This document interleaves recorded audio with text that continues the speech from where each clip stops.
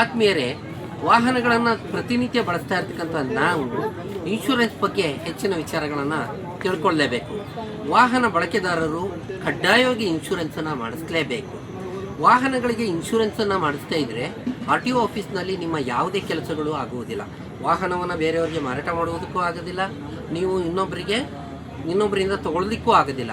ಹಾಗೆ ಮತ್ತು ನೀವು ವಾಹನವನ್ನು ಚಾಲನೆ ಮಾಡುವಾಗ ಆಗ್ತಕ್ಕಂಥ ಅನಿರೀಕ್ಷಿತ ಅಪಘಾತಗಳಿಗೆ ಯಾವುದೇ ಒಂದು ಪರಿಹಾರವನ್ನು ಪಡ್ಕೊಳ್ಬೇಕಾದ್ರೆ ಇನ್ಶೂರೆನ್ಸ್ ಅಂತಕ್ಕಂಥದ್ದು ಇರಲೇಬೇಕು.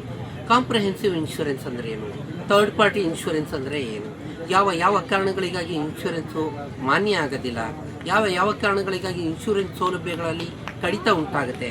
ನೀವು ಇನ್ಶೂರೆನ್ಸನ್ನು ತಗೊಂಡಾಗ ಕವರ್ ನೋಟ್ ಅಂದರೆ ಏನು, ಪಾಲಿಸಿ ಇನ್ಶೂರೆನ್ಸ್ ಸರ್ಟಿಫಿಕೇಟ್ ಅಂದರೆ ಏನು, ಇದಕ್ಕೆ ಇನ್ಶೂರೆನ್ಸ್ ಕ್ಲೈಮ್ ಟ್ರಿಬ್ಯುನಲ್ಗಳು ಯಾವುದು, ಆಕ್ಸಿಡೆಂಟ್ ಆದಾಗ ಪೊಲೀಸರ ಪಾತ್ರ ಏನು, ಹಾಗೆ ಆಕ್ಸಿಡೆಂಟ್ ಆದ ನಂತರ ಅಪಘಾತದ ವರದಿಯನ್ನು ಕೊಡುವುದರಲ್ಲಿ RTOಗಳ ಪಾತ್ರ ಏನು, ವಿಮಾ ಪರಿಹಾರ ಸೌಲಭ್ಯವನ್ನು ಯಾವ ರೀತಿಯಲ್ಲಿ ಪಡ್ಕೊಳ್ಬೇಕು, ಯಾವ ರೀತಿಯ ತಪ್ಪುಗಳನ್ನು ಮಾಡಿದ್ರೆ ನಾವು ವಿಮಾ ಪರಿಹಾರವನ್ನು ಪಡ್ಕೊಳ್ಳೋಕ್ಕೆ ಸಾಧ್ಯ ಆಗಲ್ಲ, ಇದನ್ನೆಲ್ಲ ತಿಳ್ಕೊಬೇಕಲ್ವಾ.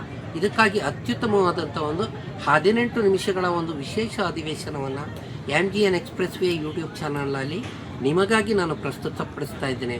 ದಯಮಾಡಿ ಅದನ್ನೆಲ್ಲ ಒಂಚೂರು ಸ್ಕಿಪ್ ಮಾಡದೆ ಕಂಟಿನ್ಯೂಸ್ ಆಗಿ ನೋಡಿ. ಮಾತ್ರ ಅಲ್ಲ, ಎಲ್ಲ ವಾಹನ ಬಳಕೆದಾರರಿಗೂ ಕೂಡ ಇದನ್ನು ಶೇರ್ ಮಾಡಿ ಅಂತ ಕೇಳ್ಕೊಳ್ತೀನಿ. Thank you.